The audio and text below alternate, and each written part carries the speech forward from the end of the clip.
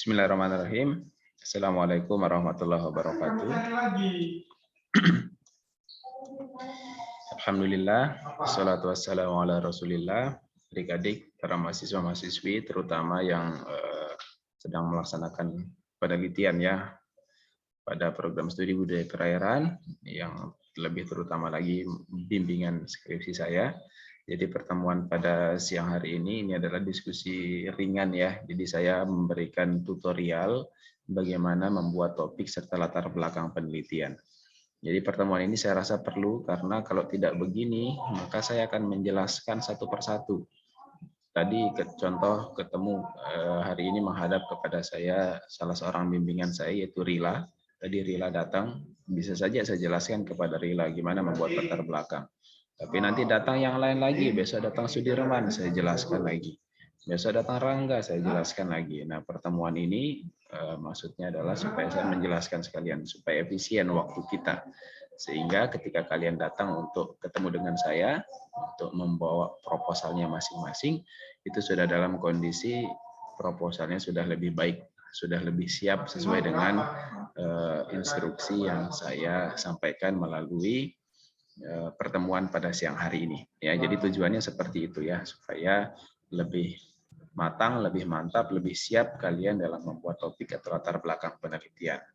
Nah, khusus bagi yang belum memiliki judul, memiliki topik, karena sebagian dari kalian belum punya topik penelitian, ya beda-beda ya. Ada yang sudah punya topik, tetapi belum judul, begitu kan? Ada yang sudah topik dan sudah judul. Kalau yang sudah topik dan sudah judul berarti nanti di bagian latar belakang. Nah, ini sekarang kita bicara topik dulu. Jadi di dalam penelitian aquaculture, apa yang perlu diperhatikan? Yang pertama adalah harus ada kegiatan pembudidayaan atau pemeliharaan ikan. Meskipun tidak seluruh kegiatan penelitian di bidang aquaculture memelihara atau membudidayakan ikan.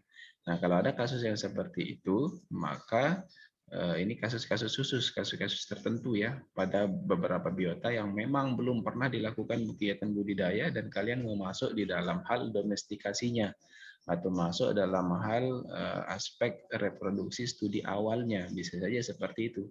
Tetapi ini pada biota-biota yang jarang sekali.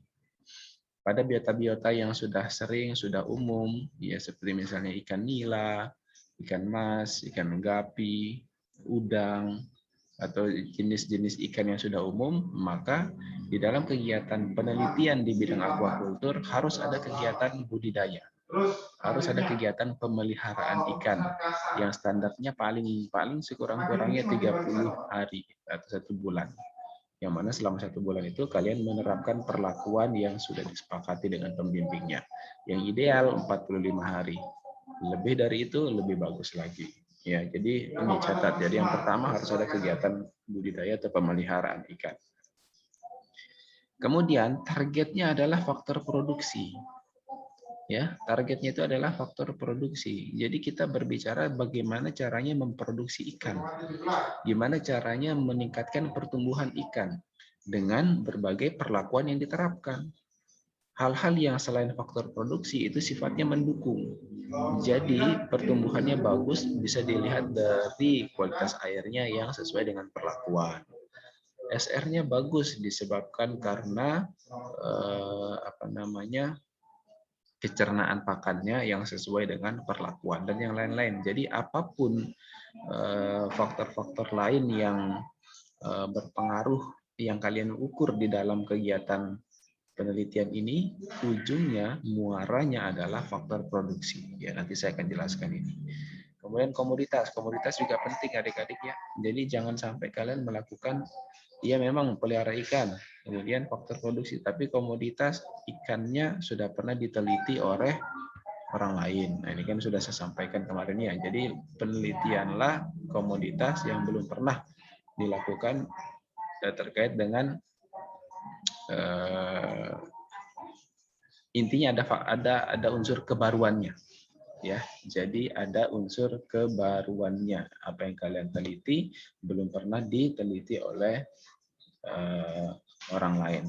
Dan tentu juga memperhatikan apakah komoditas ini komoditas penting, apakah komoditas yang berekonomis, begitu kan? Karena ikan tidak semua ikan ekonomis, ada juga ikan yang tidak ada harganya, gitu kan?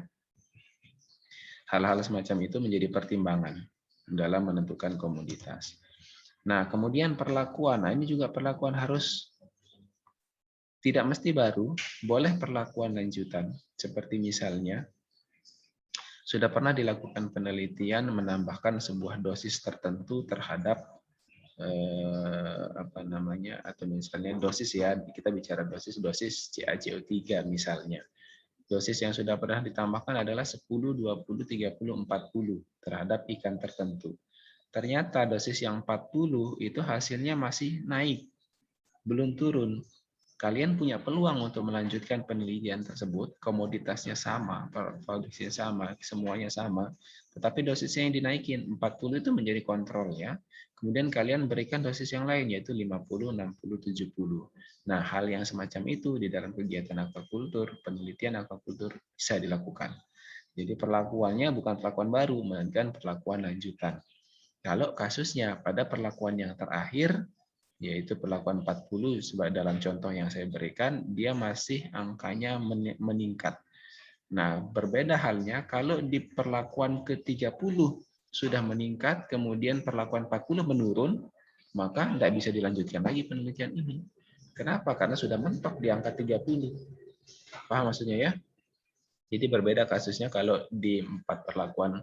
Jadi dalam kasus yang tadi saya kasih contoh, kalau 4 perlakuan, di perlakuan terakhir dia masih meningkat, ini masih bisa dilanjutkan perlakuannya melalui penelitian yang baru. Tetapi kalau di perlakuan ketiga dia mentok, perlakuan keempat dia menurun, maka penelitian tersebut tidak bisa dilanjutkan. Kalian harus masuk ke poin yang ini.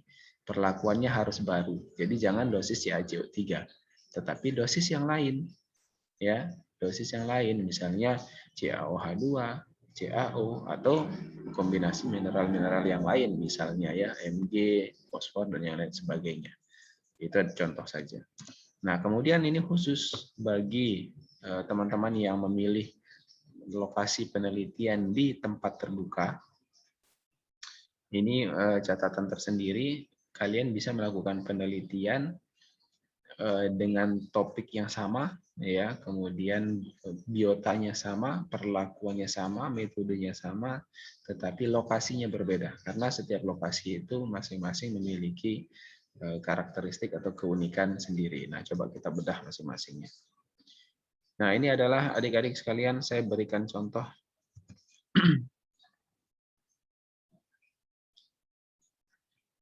Ini, perhatikan yang pertama. Jadi faktor yang pertama di dalam penelitian bidang aquacultur adalah harus ada kegiatan budidaya atau pemeliharaan ikan. Coba baca, ini judul penelitian. Judul penelitian ini udah lulus orangnya, ini sudah ada. Kandungan logam berat pada ikan baronang di perairan Teluk Banten dan sekitarnya. Penting enggak kira-kira penelitian ini? Kalau pertanyaannya penting atau tidak, jawabannya penting. Bermanfaat atau tidak? Jawabannya bermanfaat. Tetapi ini bukan ranah kita. Ya, bukan ranah di bidang aquacultur. Kenapa? Karena tidak ada aspek ini, pemeliharaan ikan. Ya.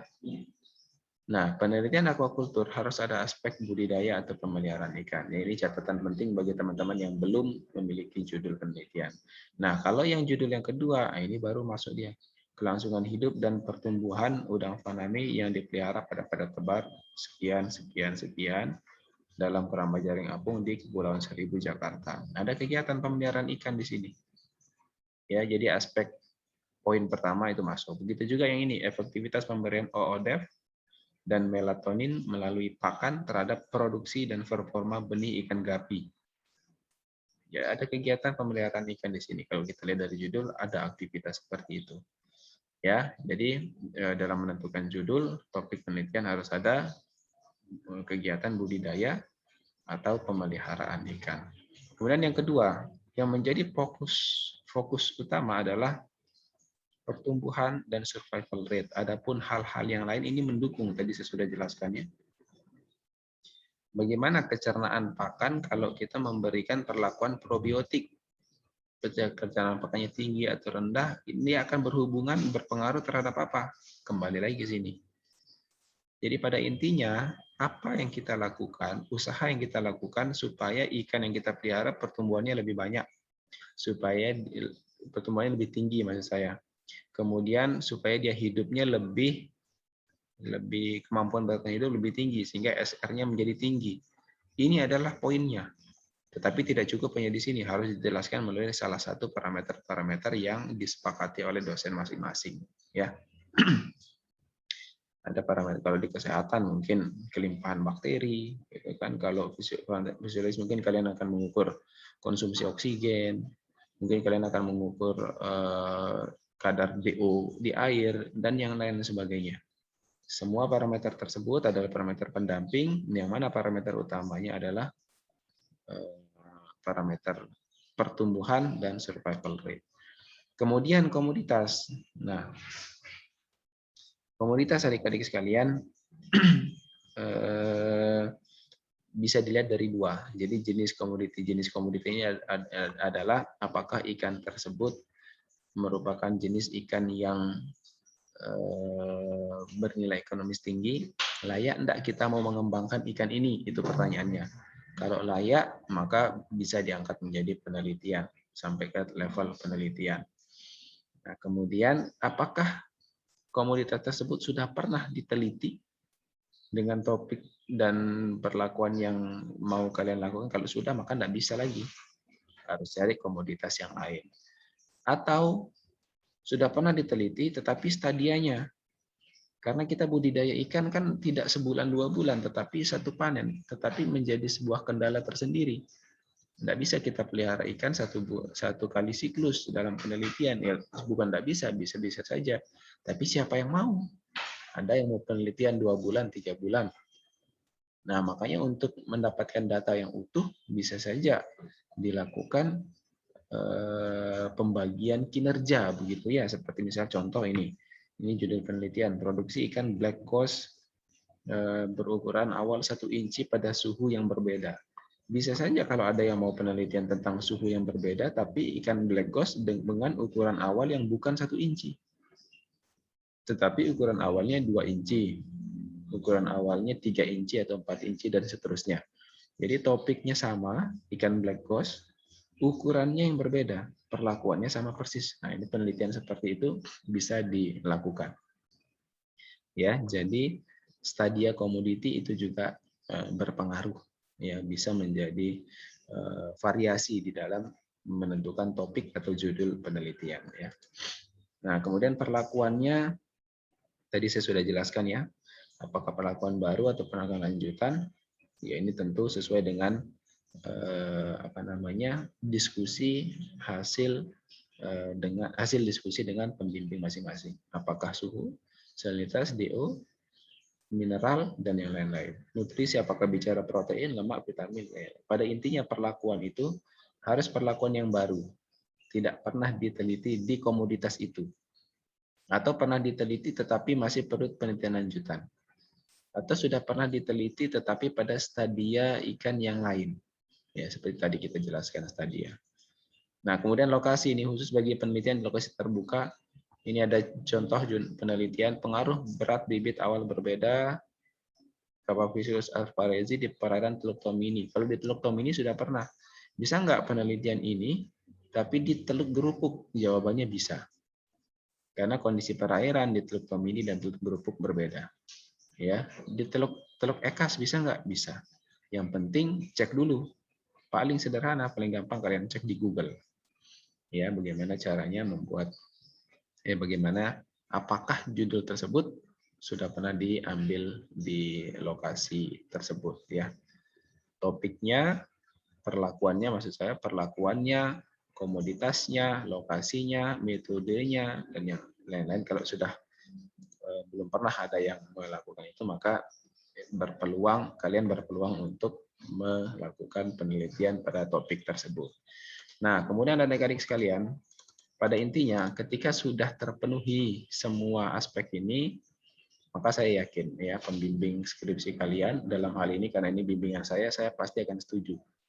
Ya, tetapi kalau ada salah satu dari poin ini masih belum terpenuhi, maka topiknya kita handle dulu, kita pegang dulu. Makanya ada sebagian dari kalian ada yang sudah final topik penelitiannya gitu kan, tapi ada yang belum final.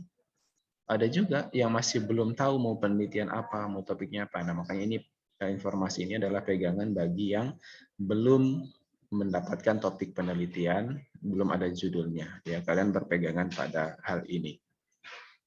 Nah, kemudian adik-adik setelah kita finalkan, nah ini mayoritas rata-rata kebanyakan sudah final ya, topiknya sudah ada, judulnya juga sudah ada. Pertanyaan berikutnya adalah bagaimana kita membuat latar belakang. Nah, ini penting. Informasi ini saya sampaikan supaya menjadi pegangan atau tutorial di dalam membuat latar belakang. Nah, latar belakang adik-adik pada intinya ada 3 pertanyaan yang harus terjawab, yang setelah orang membaca latar belakang yang kalian buat, pertanyaan itu terjawab. Pertanyaan apa itu? Ini dia. Ngapain penelitian tentang hal ini? Ya, ngapain sih penelitian ini? Itu harus terjawab setelah kita membaca. Setelah di dalam latar belakang yang kalian susun harus ada jawaban pertanyaan ini. Terus, emang masalahnya di mana? Ya, jadi penelitian itu kan, yang namanya penelitian kita menyelesaikan permasalahan. Harus ada masalah. Masalah itu kita selesaikan melalui perlakuan yang kita angkat di dalam penelitian. Masalahnya apa? Nah, itu harus terdapat di dalam latar belakang. Kemudian bagaimana solusinya? Nah, permasalahan yang ada yang sudah kalian sampaikan itu kita berikan solusi. Oh, semestinya begini, secara teori mestinya dilakukan seperti ini. Coba kita lihat di dalam penelitian ini berhasil apa tidak teori yang mau kita uji itu. Ya, jadi begitu membuat ketika ketiga pertanyaan ini sudah terjawab, maka itulah salah satu bentuk latar belakang yang baik. Latar belakang yang baik seperti itu. Bagaimana cara menyusun latar belakang? Yang pertama kalian buat adalah kerangka latar belakang dulu. Yang mana kerangka latar belakang itu bersifat umum dan dari umum ke khusus. Saya akan berikan contoh sekarang. Kerangka latar belakang merupakan kumpulan beberapa induk kalimat. Tahu ya induk kalimat ya. Induk kalimat itu adalah pokok yang ada di dalam paragraf. Paragraf itu kan terdiri dari beberapa kalimat ya. Nah, ini pelajaran bahasa Indonesia ini. Dalam satu kalimat ada beberapa kata. Dalam satu paragraf ada beberapa kalimat. Kan gitu. Nah, dari beberapa kalimat itu ada satu induk kalimat, yang mana induk ini adalah hal yang sedang dibahas di paragraf itu. Kerangka latar belakang adalah kumpulan dari beberapa induk kalimat. Ya, nanti saya akan jelaskan. Jumlah induk kalimat sebaiknya berkisar antara 5 sampai 8. Yang ini idealnya. 4 boleh, 9 boleh, tapi kurang bagus. Yang pas itu adalah 5 sampai 8. Dimulai dari hal yang sangat umum, kemudian menjurus ke topik penelitian secara khusus. Kita coba latihan ya, membuat latar belakang. Nah, ini adik-adik. Jadi saya mencoba membuat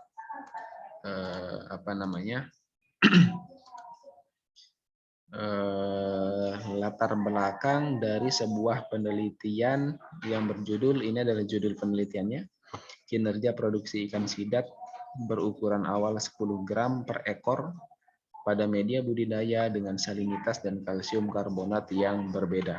Ya, ini adalah judulnya. Kemudian dari judul ini adalah kerangka latar belakangnya. Jadi P1 ini adalah paragraf 1, paragraf 2, 3, 4, 5, 6. Jadi ada 6 paragraf yang disampaikan oleh yang menyusun latar belakang dari penelitian ini. Ada 6 paragraf, yang mana paragraf pertama itu berbicara tentang potensi ikan sidat. Jadi ikan sidat memiliki atau merupakan komoditas perikanan yang memiliki nilai ekonomis dan permintaan yang tinggi baik di pasar lokal maupun internasional. Ya, jadi dalam hal ini penulis menyampaikan bahwa di paragraf pertamanya ikan sidat ini potensial. Dia itu merupakan komoditas ekonomis yang penting. Intinya ini, ya inti di paragraf 1 yang disampaikan oleh penulis adalah ikan sidat merupakan komoditas perikanan yang nilai kelas tinggi. Nah, kemudian di paragraf kedua penulis menyampaikan bahwa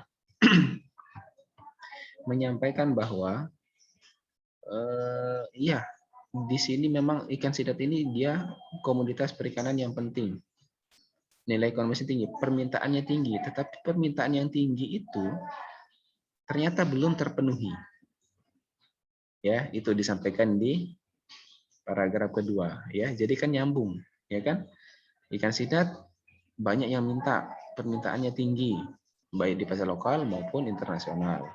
Di paragraf kedua dijelaskan ternyata permintaan yang tinggi tersebut belum terpenuhi. Cuman diminta saja, ayo mana sini ikan sidatnya, tetapi untuk memenuhi kebutuhan pasar itu belum bisa terlaksana. Ya.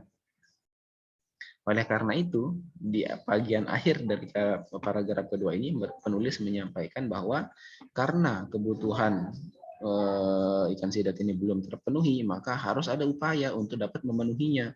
Gimana caranya? Harus ditingkatkan pertumbuhannya. Supaya yang biasanya panen dari satu kolam dapat 200 kilo, mungkin bisa panen jadi 300 kilo, bisa panen 400 kilo, dan lain-lain sebagainya. Ya, jadi harapan seperti itu. Supaya apa? Supaya kembali lagi ke poin yang pertama, permintaannya tinggi. Sementara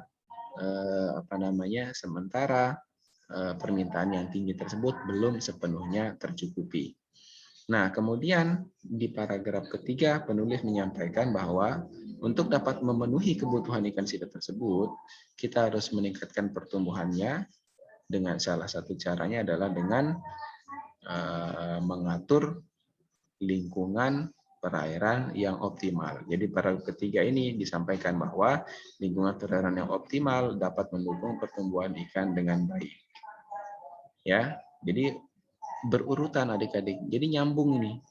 Paragraf 1, 2, 3. Saya sering menemukan latar belakang yang dibuat oleh mahasiswa. Tidak ada hubungannya antara paragraf 1 sama 2. Paragraf 1 bicara apa, paragraf 2 bicara apa, 3 bicara apa. Tidak saling berkorelasi. Nah, paragraf yang seperti ini tidak baik. Itu yang membuat lama ya. Nah, maka yang biasanya itu terjadi karena tidak diawali dari kerangka. Jadi asal comot main copy paste saja dari hasil penelitian orang, nah itu yang menjadi persoalan itu menjadi kendala kenapa tidak nyambung. Tapi kalau dibuat dari kerangka dia akan nyambung. Nah kemudian setelah disampaikan di sini bahwa di sini permintaannya belum terpenuhi, oleh karena itu kita perlu melakukan usaha untuk meningkatkan pertumbuhan supaya panennya lebih banyak. Salah satunya adalah dengan mengatur atau memanipulasi lingkungan perairan sehingga dia menjadi optimal. Nah, kemudian di paragraf keempat disampaikan oleh penulis bahwa untuk mengatur tekanan osmotik media, selain dengan mengatur salinitas juga dapat dilakukan dengan mengatur kadar kalsium media. Nah, ini perhatikan adik-adik. Induk kalimat itu nanti akan dijelaskan oleh anak-anak kalimat. Ya, induk kalimat akan dijelaskan oleh anak-anak kalimat. Supaya dia lebih nyambung, paragraf 1, 2, 3, 4, 5, 6, salah satu triknya adalah dari salah satu anak kalimat di paragraf ke-1 misalnya, itu nanti akan menjadi induk di paragraf kedua. Itu triknya bagaimana supaya dia nyambung. Di paragraf kedua, ini adalah induknya. Nanti ini ada memiliki anak-anak yang menjelaskan tentang induk ini. Anak-anak di paragraf kedua itu akan menjadi induk di paragraf ketiga. Nah, begitu juga di paragraf keempat. Anak-anak di paragraf ketiga ini akan menjadi induk di paragraf keempat. Salah satu anak yang disampaikan di paragraf ketiga ini adalah bahwa lingkungan perairan yang optimal itu adalah dengan mengatur tekanan osmotik. Ya, nanti saya akan jabarkan ini lebih detail bagaimana bentuk anak-anak dari kalimat tersebut. Sehingga dia nyambung. Ya, jadi dia nyambung. Untuk meningkatkan produksi ikan, pertumbuhan ikan, maka kita harus mengatur lingkungannya. Lingkungan perairan tersebut salah satunya adalah tekanan osmotik. Nah, untuk mengatur tekanan osmotik, selain dengan mengatur salinitas, dapat dilakukan dengan mengatur kadar kalsium. Ya, jadi sudah mulai merujuk nih ke kalsium. Nih, sesuai dengan judul. Jadi targetnya ke sini, kalsium. Di sini sudah masuk ini kalsium, di paragraf keempat sudah menyinggung kalsium. Nah, kemudian di paragraf kelima, pada beberapa penelitian terdahulu, penambahan kalsium pada media budidaya diketahui dapat meningkatkan pertumbuhan beberapa ikan. Nah, ini sudah mulai super spesifik, sudah berbicara tentang kalsium saja. Nah, kalau di ikan-ikan yang lain bagaimana? Paragraf kelima, penulis menyampaikan hal itu. Ya, jadi di ikan-ikan tertentu dikasih kalsium, hasil pertumbuhan seperti apa. Sehingga di paragraf terakhir penulis menyampaikan, oleh karena itu, di dalam rangka meningkatkan produksi ikan sidat, kenapa ditingkatkan produksinya? Karena ini permintaannya tinggi sementara belum terpenuhi sepenuhnya. Ya, maka harus ada kegiatan upaya untuk meningkatkan pertumbuhan, meningkatkan produksi. Dalam rangka meningkatkan produksi ikan sidat, diperlukan sebuah penelitian tentang penambahan kalsium berupa CaCO3 pada media budidayanya. Kenapa kalsium CaCO3 yang ditambahkan? Dijelaskan di sini. Ya, bahwa ternyata kalsium itu ada dilakukan juga di penelitian-penelitian yang lain bahwa dia bisa meningkatkan pertumbuhan beberapa jenis ikan. Ya, nah adik-adik kembali lagi. Pertanyaan, ada 3 pertanyaan tadi. Yang pertama adalah ngapain kita penelitian ini?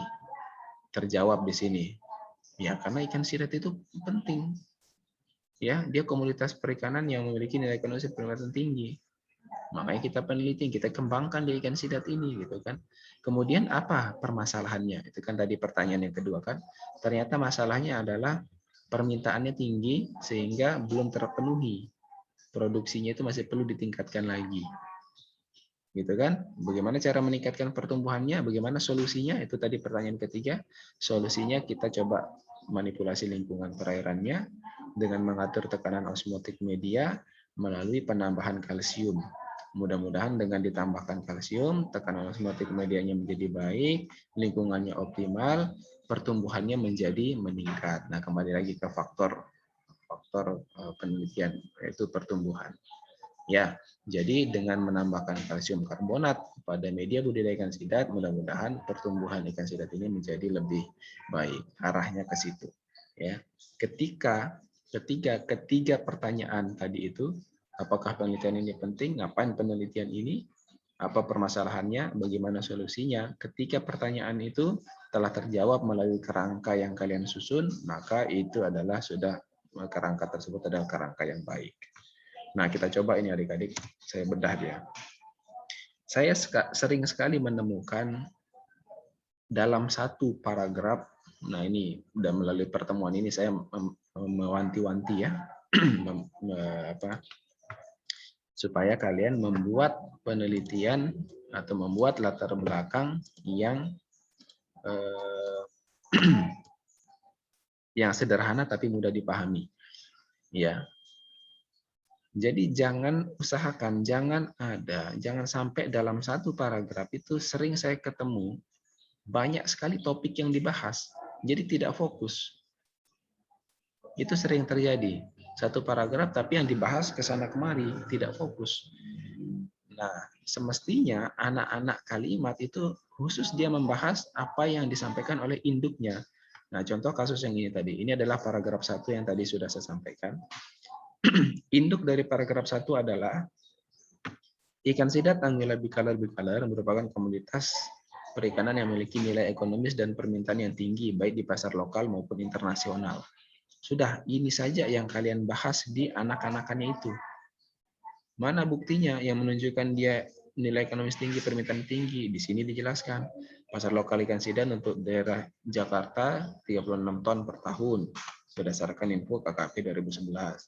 Di pasar internasional di negara Jepang, Hong Kong, Jerman, Italia, dan beberapa negara lain, kebutuhan pasar ikan sidat sebesar sekian per tahun dengan harga berkisar antara sekian. Data dari FAO 2014. Nah, ini adalah model paragraf yang sederhana tapi fokus. Nah, ini salah satu tips dan trik untuk adik-adik sekalian. Jangan terlalu banyak kalimat di dalam satu paragraf itu. Kadang-kadang saya Kadang-kadang saya menemukan di dalam satu paragraf bisa sampai 6-7 kalimat yang disampaikan, ditulis di latar belakang itu. Bukan tidak boleh, boleh-boleh saja. Tetapi yang tidak boleh itu adalah jangan tidak fokus. Jadi anak-anakannya ini adalah, jadi paragraf ini tadi dari 3 kalimat ya. Kalimat 1 sampai titik, kalimat kedua ini sampai titik sini, kalimat ketiga sampai titik di sini. Dua kalimat berikutnya ini dia menjelaskan induknya, khusus induk saja yang dijelaskan, ya kan? Ini kan pasar ini menjelaskan tentang permintaan ikan sidat yang tinggi itu untuk pasar daerah lokal. Untuk internasional dijelaskan di paragraf kalimat yang kedua. Jadi fokus. Ini paragraf yang ramping tetapi to the point. Jadi dia benar-benar menjelaskan induknya. Ya, silakan nanti kalian cek sendiri latar belakang apa paragraf yang sudah dibuat. Nah, kemudian setelah itu di paragraf kedua, ya ini adalah paragraf kedua, ini adalah induk yang tadi sudah saya sampaikan. Kebutuhan konsumsi global ikan sidat belum sepenuhnya tercukupi. Mana yang menjelaskan hal itu? Ini dia anak-anakannya. Pada negara Jepang yang merupakan tujuan ekspor ikan sidat terbesar di dunia dengan kebutuhan konsumsi sebesar sekian, baru terpenuhi 16,8%, yaitu 21.000 ton KKP 2011. Berdasarkan tersebut, maka teknologi budidaya ikan sidat untuk meningkatkan produksi masih sangat diperlukan dan dapat dilakukan dengan merekayasa kualitas air. Nah, ini saya bilang adik-adik sekalian. Jadi di paragraf kedua ini saya berikan contoh bahwa si penulis ini ini adalah anak yang menjelaskan tentang ini, dan ini juga anaknya yang menjelaskan tentang ini, yang mana nanti anak ini menjadi induk di paragraf berikutnya. Ya, karena di paragraf berikutnya kita berbicara tentang lingkungan di paragraf ketiga.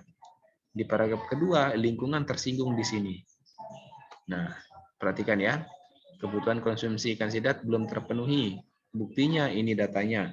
Maka dari itu kita harus meningkatkan produksi ikan sidat. Dan salah satu usaha yang dapat dilakukan adalah dengan merekayasa kualitas air atau faktor fisika kimia sebagai media pemeliharaan. Ini adalah anak yang kemudian diangkat menjadi induk di paragraf yang ketiga. Nah, ini dia paragraf ketiga. Ya, paragraf ketiga berbicara tentang lingkungan perairan yang optimal dapat mendukung pertumbuhan ikan dengan baik. Ya, mana dia yang menjelaskan bahwa lingkungan perairan yang optimal ini dapat mendukung pertumbuhan dengan baik? Di sini dijelaskan oleh anak-anaknya. Salah satu faktor lingkungan sangat penting adalah salinitas. Salinitas tersebut berhubungan erat dengan tekanan osmotik, ya, dan ionik. Tekanan osmotik dan ionik air, baik air itu sebagai media internal maupun eksternal. Agar sel tubuh dapat berfungsi dengan baik, maka komposisi dan konsentrasi ionik dalam tubuh harus tepat. Oleh karena itu, diperlukan pengaturan mekanisme osmoregulasi supaya tercipta komposisi dan konsentrasi ionik yang ideal antara intraseluler dengan ekstraseluler. Ya, nih, jadi dia sudah mulai lebih spesifik lagi. Ya, saya ulangi adik-adik ya. Kita perlu melakukan kegiatan untuk meningkatkan produksi ikan sidat. Kenapa? Karena kebutuhan konsumsinya belum sepenuhnya terpenuhi. Dan itu bisa dilakukan melalui merekayasa kualitas air. Merekayasa kualitas air bisa dilakukan dengan mengatur tekanan osmotik dan ionik air. Ya, dijelaskan di sini. Karena kenapa perlu itu? Karena ternyata supaya sel tubuh ikan dapat berfungsi dengan baik, maka komposisi dan konsentrasi ionik nanti harus tepat.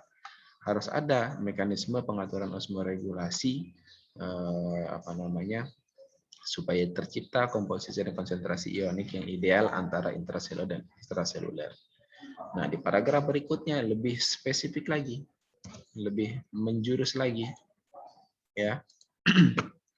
Di situ dijelaskan bahwa di paragraf keempat, untuk mengatur tekanan osmotik media, selain dengan mengatur salinitas, dapat dilakukan dengan mengatur kadar kalsium media. Jadi salinitas dan mengatur kadar kalsium ini adalah upaya yang bisa dilakukan untuk mengatur tekanan osmotik media. Nah, induk ini dijelaskan oleh anak-anaknya. Ya, jadi anak-anakan ini menjelaskan induk ini bahwa memang betul untuk mengatur tekanan osmotik, kita bisa menambahkan salinitas dan juga mengatur kadar kalsium pada media. Jika kandungan kalsium di perairan tidak cukup, maka mekanisme regulasi dan pembentukan saraf akan terganggu. Menurut Goddard, organisme perairan membutuhkan 20 mineral anorganik termasuk kalsium untuk dapat bertahan hidup dan mendukung pertumbuhan.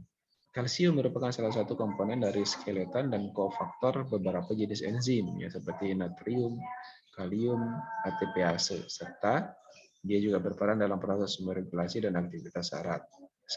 Kaligis 2009 menguatkan hal tersebut bahwa udang faname yang hidup pada perairan payau dapat diaklamasi hingga salinitas 0 ppt dengan syarat perlu penambahan kalsium pada media pemeliharaan.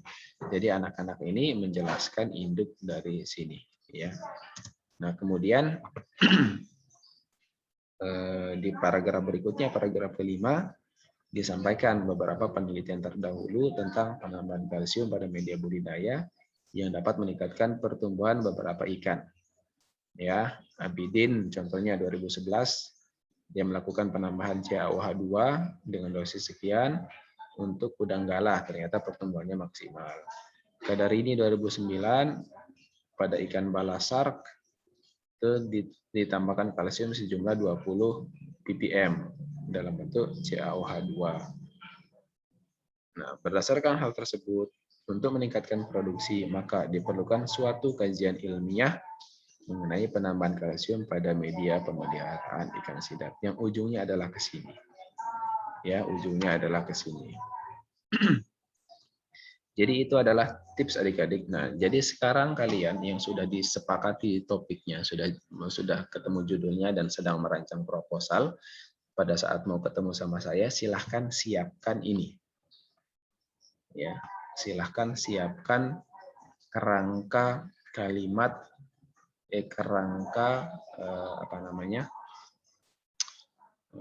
kerangka latar belakangnya dengan cara mengambil masing-masing induk kalimat induk kalimat dari setiap paragraf yang kalian susun. Sebagaimana saya sudah contohkan tadi ya. Jadi induknya nyambung enggak dia ini? Apakah dari hal yang umum khusus kalau dia dirangkai menjadi satu kalimat bisa atau tidak? Ya, seperti contoh yang tadi ya. Ikan sidap ternyata dia komoditas penting. Permintaannya tinggi. Tetapi ternyata meskipun permintaan tinggi belum terpenuhi kebutuhannya.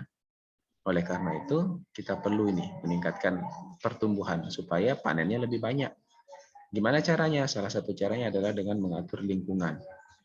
Ya, mengatur lingkungan. Salah satu aspek lingkungan yang berpengaruh adalah tekanan osmotik media. Nah, untuk mengatur tekanan osmotik media ini, kita harus mengatur salinitas, juga mengatur kadar kalsium. Penelitian terdahulu banyak yang menyampaikan bahwa kalsium pada media itu ternyata dapat mengatur tekanan osmotik air sehingga pertumbuhan ikannya menjadi meningkat. Nah, oleh karena itu, di dalam rangka meningkatkan produksi ikan sidap, ya, kita perlu melakukan penelitian tentang penambahan kalsium berupa CaCO3 pada media budidaya ikan sidap. Sehingga inilah yang dinamakan dengan paragraf atau kerangka yang nyambung. Yang disusun secara rapi dan terstruktur. Ya, jadi strukturnya itu kelihatan jelas. Nah, kalau kalian sudah membuat paragraf yang seperti ini, menjelaskan latar belakang, maka nggak usah lama-lama, sekali pertemuan aja sudah kita sesi proposalnya. Ya, tetapi kalau masih belum nyambung, masih tidak fokus membahas ke sana kemari, nah ini yang akan bikin lama. Ya, seperti itu ya. Oke, itu adalah informasi yang ingin saya sampaikan pada pertemuan siang hari ini, diskusi singkat ini ya. Jadi teman-teman yang mau menghadap ke saya untuk membawa diskusi penelitian, silakan buat paragraf nanti kita akan diskusi tentang kerangka latar belakang yang kalian buat dengan cara mengambil masing-masing induk kalimat dari setiap paragraf yang disusun. Ya. Paham ya?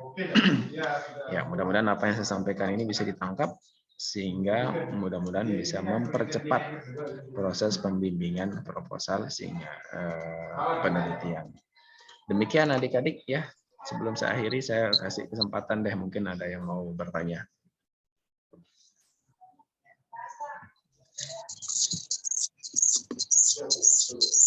Ada yang mau tanya? Nggak ada ya? Jelas ya? Ada yang mau tanya? Saya Pak Rangga. Oke, Rangga, silakan Rangga. Nah, begini Pak, kan judul tentang rumput laut ini udah banyak yang make, dari angkatan yang sebelumnya juga banyak yang pakai. Apakah bisa kita ganti dengan biota lain, Pak? Apa judulmu itu apa? Kamu mau apa? Kamu sudah terakhir bagaimana posisinya? Apakah sudah pernah disepakati topik dan judul belum ya?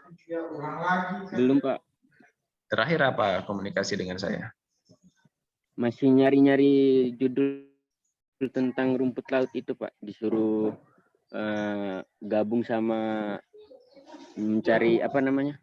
Sama Rila atau Regia tentang rumput laut. Ya. Nah, intinya itu tadi Rangga ya. Sudah pernah dilakukan penelitian. Kamu cari topik yang lain, jenis rumput lautnya, kamu mainkan di situ. Misalnya Cavapico sudah pernah, ya kamu pakai Caulerpa. Caulerpa sudah pernah, kamu pakai yang apa namanya? Euseuma.